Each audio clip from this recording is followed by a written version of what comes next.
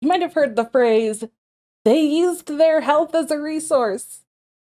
Let's talk about that and the resources that you can use in each game. Hearthstone has 3 main resources. So, yeah, I just listed one. Health is absolutely a resource and one that people don't often use enough. The second is the mana system itself. You have to use your mana to play your cards. So, using your mana is your resource.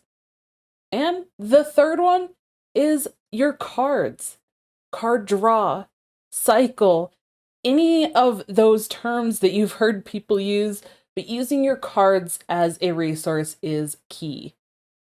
So, those 3 resources together might be what you need to win games. In certain classes or the way that certain decks are built, you might rely on one of those more than the other ones. And of course, pretty much every deck, again, relies on mana and being able to actually have mana to play your cards.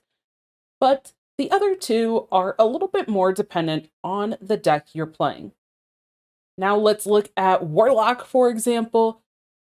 The hero power to tap and draw a card using some of your health is actually a great example of both of the other 2 resources that aren't mana combined into one. You are using your health as a resource, but essentially the hero power is trading your health for more card draw. Now, over Hearthstone's history, there has been a variety of things that Warlock has used to gain health back, or draw extra cards, or even lay into that idea more with taking damage and drawing cards at the same time.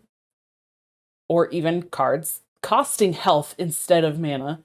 So those 2 ideas in Warlock particularly have been a staple and have always kind of been used together. Another area you might really see people use their health as a resource are in classes that have hero powers or weapons that can attack.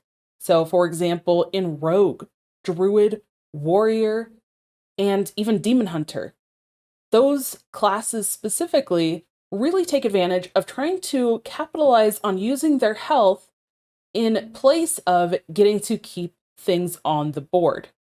So, for example, equipping a weapon that has multiple durability means that you are most likely going to use that to be attacking multiple times. In some of the cases, especially with Demon Hunter or maybe even Rogue, oftentimes you actually end up using that weapon to hit into your opponent's minions. So you're going to take some health there, but what you are doing is you are capitalizing on your card resources. You only paid the mana once for that weapon, but you got multiple uses out of it.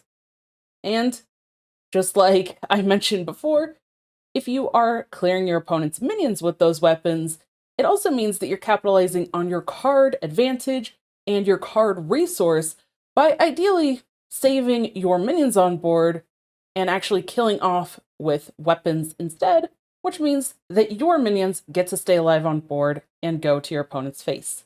Now, let's talk about the kind of last aspect of cards, which I think the most important thing is card draw. Over Hearthstone's history, there has been a ton of various forms of card draw and cycle.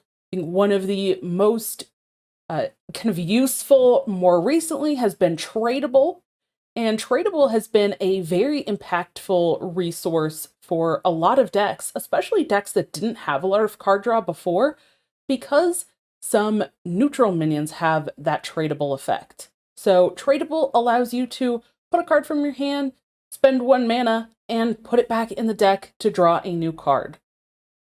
Any type of card draw, you're really looking at essentially trading your mana because you're paying that 1 mana for tradable, or you end up using 3 mana to draw several cards, for example.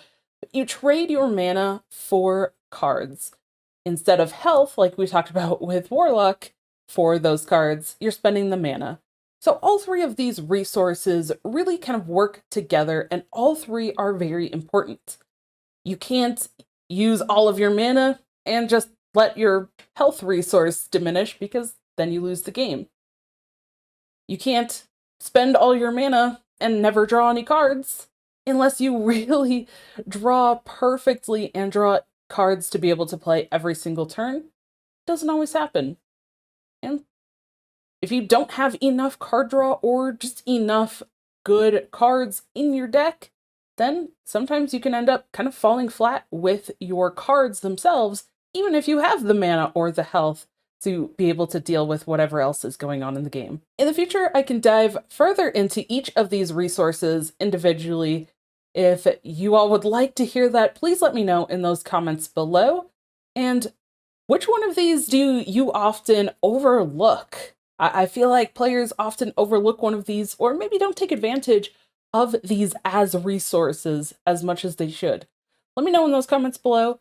Thank you for watching. I hope you enjoyed this video. And for even more tips, tricks, and strategies, make sure you check out the playlist here.